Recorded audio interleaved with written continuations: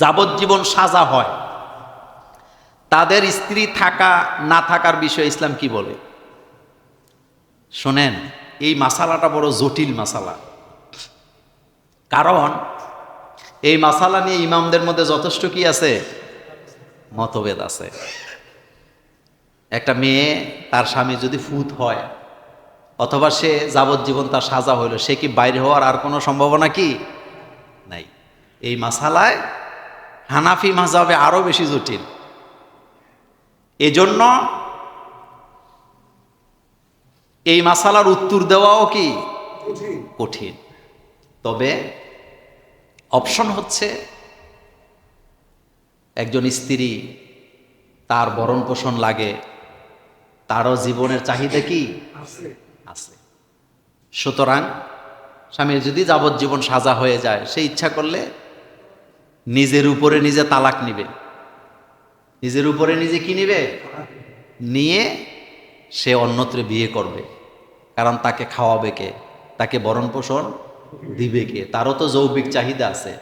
মানুষের যৌবিক চাহিদা বড় কি জটিল জিনিস। যত কথাই বলেন, রাসূল সাল্লাল্লাহু আলাইহি ওয়াসাল্লাম বলছেন যে আদম সন্তানের মন কখনো বুড়া হয় না। ৮০ বছর বয়সের লোকেরও যদি আপনি বলেন এটা বিয়ে করামো, উনি কি দেয়? কি লেগে হাসিটা দিছে? হাসি দিছে।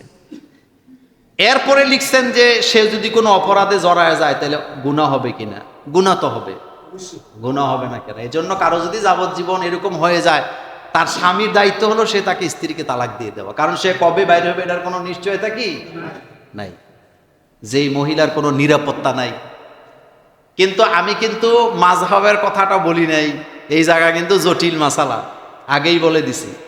কিন্তু ওভারঅল ইসলাম তাকে অধিকার দিছেন, সে কি করতে পারবে? ডিভোর্স নিয়ে অন্যত্রে কি করবেন? এটা কাবিননামার 18 নাম্বার, 19, 20 এই কলামগুলোতে স্পষ্ট বলা আছে। তিনি তার নিজের উপরে জাউজিয়ত থেকে, স্বামীর জাউজিয়ত থেকে কি হবেন? মুক্ত হবেন তালাকের মাধ্যমে। এবং এটা অবশ্যই স্বামীকে নোটিশ দিয়ে জানায় দিতে হবে যে আপনার স্ত্রী আপনাকে কি দিচ্ছেন? তালাক দিচ্ছেন। আমাদের দেশে আবার তালাক নিয়ে কত খেলা, একজন আরেকজনের নোটিশ দিলে হ্যাঁ নোটিশটা গ্রহণ করে না।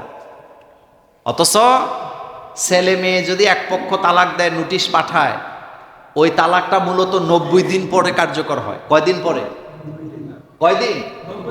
এই 90 দিনের মধ্যে যদি সমস্যা সমাধান হয়ে যায় ওকে, না হইলে সে অন্যত্র বিয়ে করবেন। তবে এ ব্যাপারে আমার পরামর্শ হলো, যাবজ্জীবন যদি কারো দণ্ড হয়ে যায়, আপনি তালাক নিয়ে অন্যত্র বিয়ে করে ফেলবেন। কারণ আপনার নিরাপত্তা ভরণ পোষণের ব্যাপার আছে।